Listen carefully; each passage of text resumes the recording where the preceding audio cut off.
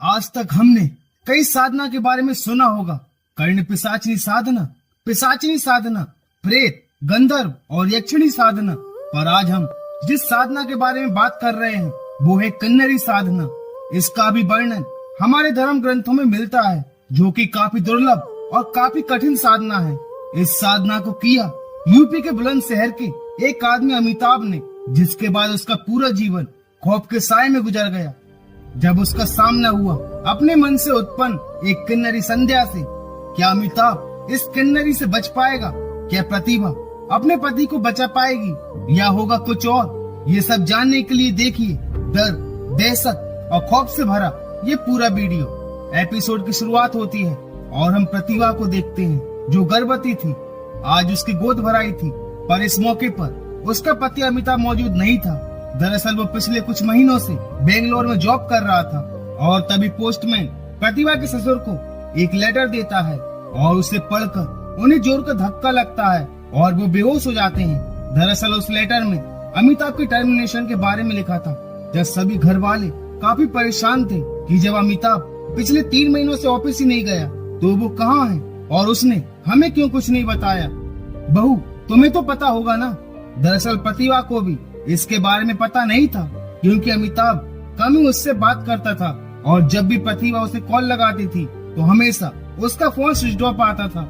वो सिर्फ मैसेज डाल देता था कि वो ठीक है। पर अब प्रतिभा को भी काफी टेंशन हो गई थी और उसी रात जब वो अपने बेटे राहुल के साथ सो रही थी कि तभी उसके कमरे का गेट अपने आप ही खुल जाता है और जब वो देखती है कि गेट खुला है और राहुल भी गायब है तो उसे काफी टेंशन हो जाती है। और जब वो बाहर जाकर देखती है तो राहुल डरा सहमा एक कोने में बैठा था और काफी कांप रहा था और उसके सामने एक आदमी खड़ा था जिसका मुंह खून से लथपथ था।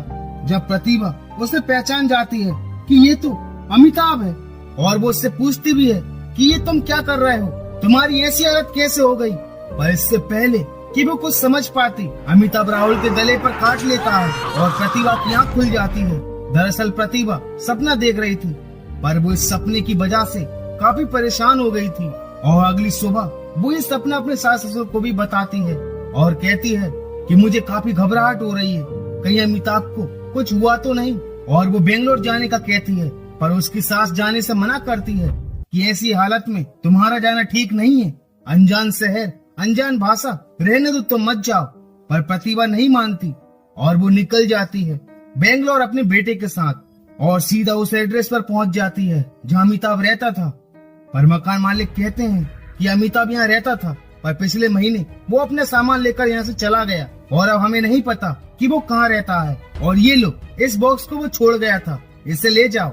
और प्रतिभा उस बॉक्स को लेकर अपने होटल के लिए निकल जाती है। पर मकान मालिक कुछ तो ऐसा था जो अमिताभ और उस बॉक्स के बारे में जानते थे, जो उन्होंने प्रतिभा से छुपाया था।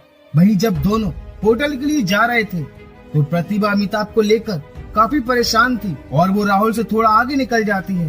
पर तभी कोई राहुल का हाथ पकड़ लेती है और उस बॉक्स को खींचने लगती है और राहुल को कोई दिखाई नहीं देता और वो जोर जोर से चिल्लाने लगता है, माँ, यहाँ कोई है, किसी ने मेरा हाथ पकड़ लिया है और इस बॉक्स को छुड़ा रहा है।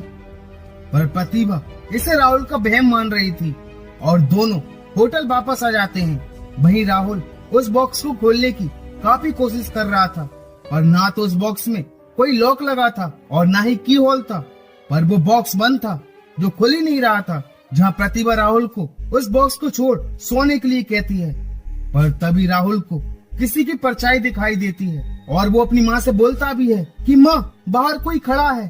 पर वो कहती है कि राहुल, मजाक बंद कर, नहीं तो थप्पड़ लगेगा, सो जा जल्दी।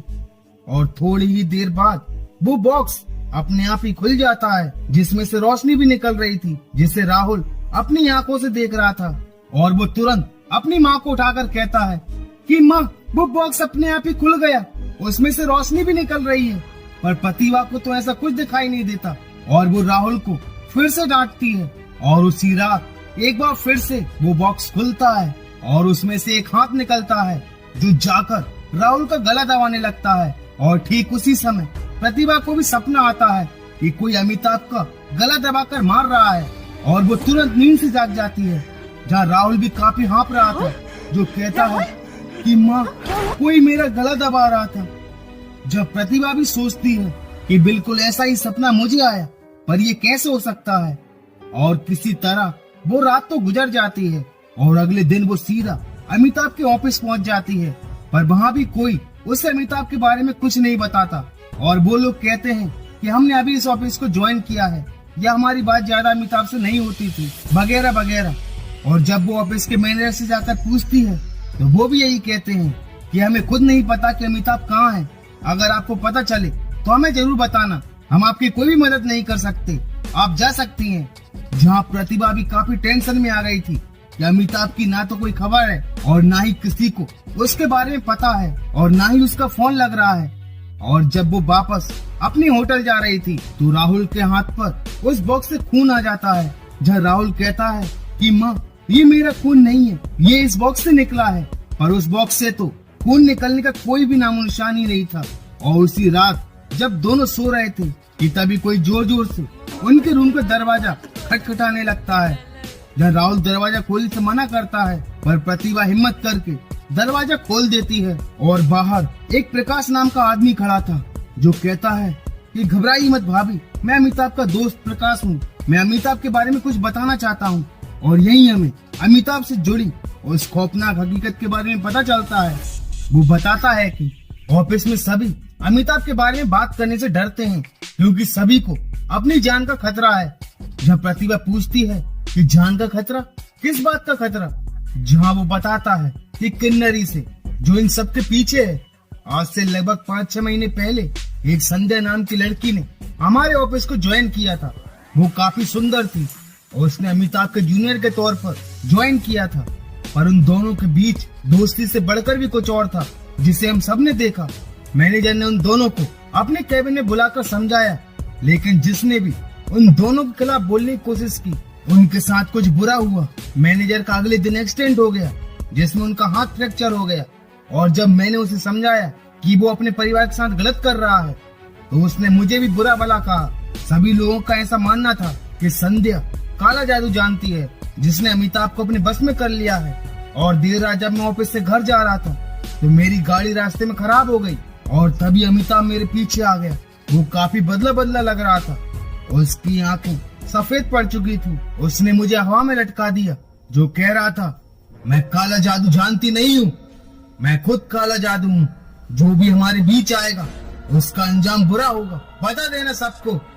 और पिछले कई दिनों से मैं पैरालाइज पड़ा था, मुझे हॉस्पिटल और घर भी अमिताभ ने ही छोड़ा था। और ठीक होकर जब मैं ऑफिस गया तो अमिताभ ऑफिस में नहीं था, कहीं गायब हो गया था। भाभी मुझे माफ कर दीजिए क्योंकि इस सब का जिम्मेदार मैं ही हूँ। मैंने ही उसे किन्नरी साधना के बारे में बताया था। मैंने उसे एक किताब दी थी जिसमें किन्नरी साधना के बारे में लिखा था।